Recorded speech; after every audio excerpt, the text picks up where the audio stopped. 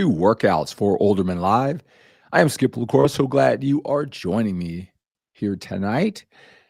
If you're watching me live over on my Facebook page at 𝗕𝗂𝗄𝗏 page, let me know. If you're watching me on YouTube at 𝗕𝗂𝗄𝗏, let me know. Say hello, hello, hello. That's our Workouts for Older Men Live greeting. If you're watching the replay version on Instagram, 𝗕𝗂𝗄𝗏, Twitter, 𝗕𝗂𝗄𝗏, LinkedIn, 𝗕𝗂𝗄𝗏, or on TikTok, let me know that too. If you have a question, this is the time to ask. I show up for you about this time every single night that I can. I'll come here just to connect, answer any fitness questions that you have, any clarity. I know I do a lot of posts, a lot of videos. Some of them get involved. Some of them are just hammering the basics. If you want some clarity when it comes to working out, nutrition, motivation, how do you get it all done with your busy schedule? I certainly understand that. I want to talk about that. In addition to answering your question during this Workouts for Older Men Live, I want to talk about how I get you. I know they've got a lot of things going on and what solutions that I might have for you. A reframing of what may be challenging you, how you can get fit, even with your busy schedule, no matter how many times that you failed in the past. The past is the past. Let's think of a way of thinking, a way of working out, eating to put it all together so you can get fit. Hello, hello, hello, Charlie, watching over on Facebook. All right, so, look, when it comes down to, we all know we need to get to the gym. We know we need to eat right. Very simple, right? It seems like it's so simple. I'll tell you, if you talk to a lot of the fitness influencers, whether it's on Facebook or YouTube, TikTok, it's kind of the style. It's get in your face, get off your effing butt and get to the gym. You don't feel like going to the gym? Well, I don't feel like going to the gym either, right? And I guess, that is true. No excuses. We all have to get it done. We have to get it done in all areas of our life. And I always, me being a 6-time national champion bodybuilder, no responsibility. All I cared about was taking my body to the next level.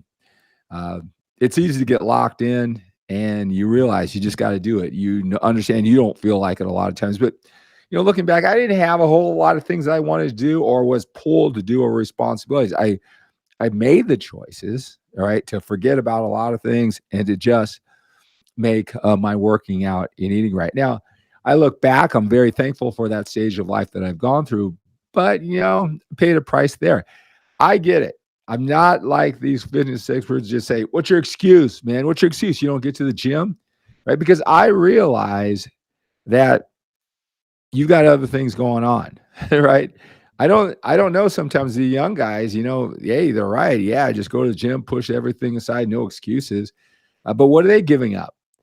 What are they knowingly giving up? What are they trying to balance? What are their responsibilities as a fitness influencer? Of course, you're going to put your training eating because that's your livelihood, that's your identity, right? But that's not yours. You just want to be fit.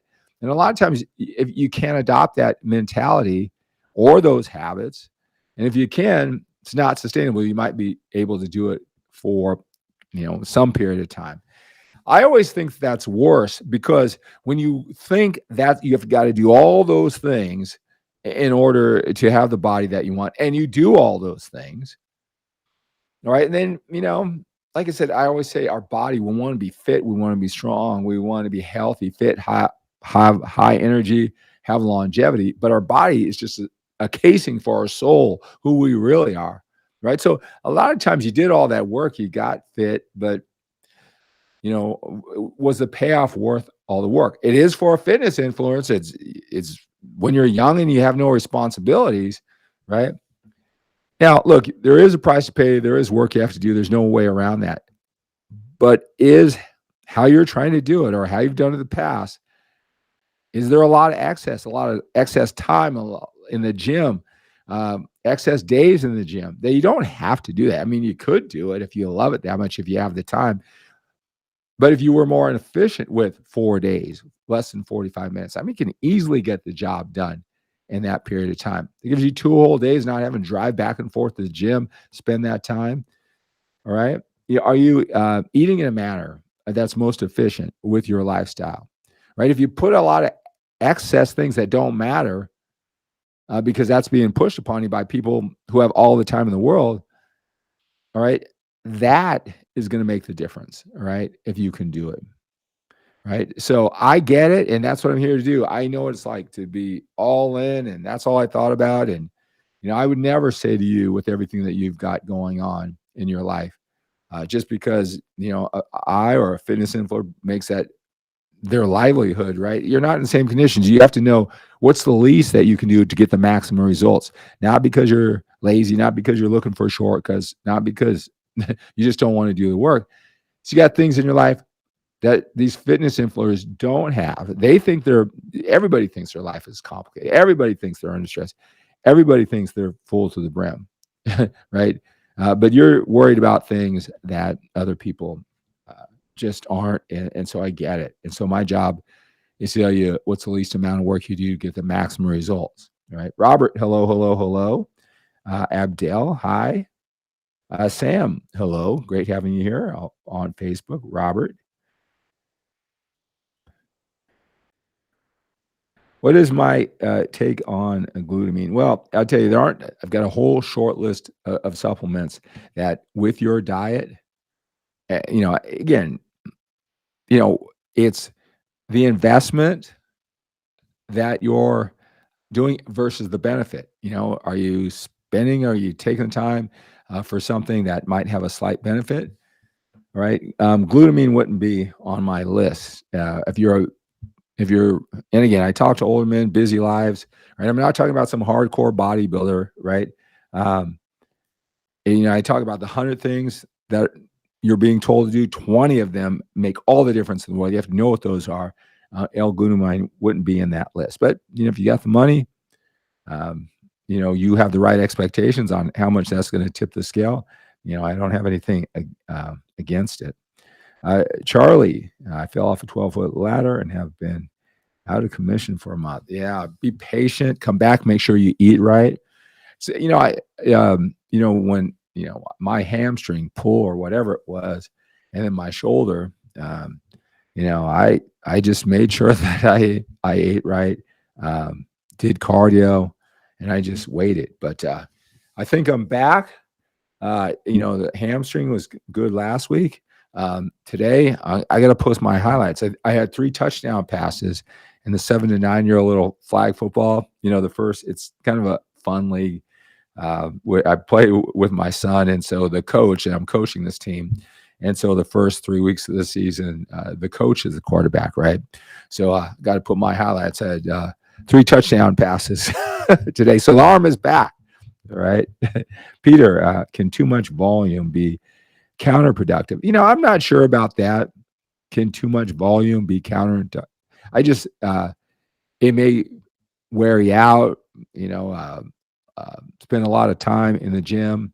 It might be counterproductive that you're pacing yourself and you're really not doing maximum overload. But are you going to go backwards just by stacking a lot of work? I don't know about that. I think that we'll pace it out.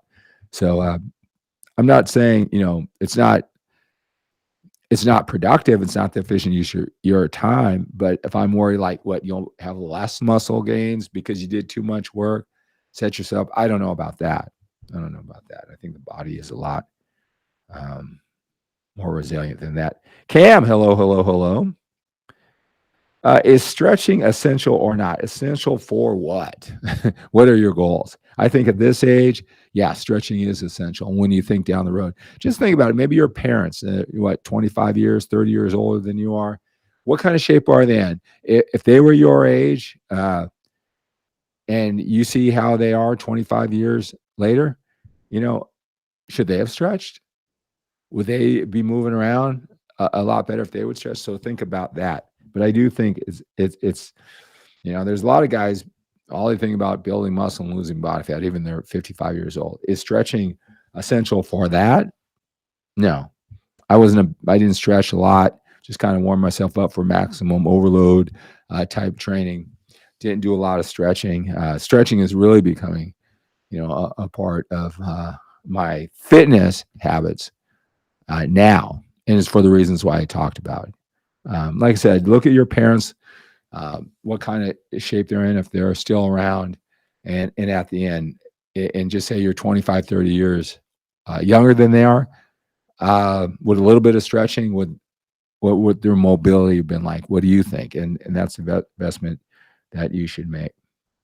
All right, guys. So that's going to do it for this Workouts for Older Men Live. If you want some one-on-one coaching, look down in the description of this video, all the different ways to help you. I talk to men all the time, whether or not they go on a coaching journey or not, you can talk to me about it. So reach out, text me, call me, send me an email. Again, all my information is down in this description of this video. I'll spend the time to talk to you, see if one-on-one coaching is just what you need to get to the next level in the most effective and efficient period of time, right? And all that confusion and all that frustration, right? That overwhelm, and be good connection with you for a period of weeks and take you over the hump. Everything in my brain, everything you hear, the accountability, passion, the distinction. So you just have this, just a matter of doing it and have it for the rest of your life. That's what I promise when you go on a one-on-one coaching journey with me, and a lot more, right? So again, let's live with a sense of urgency. We have to when we're a little bit older.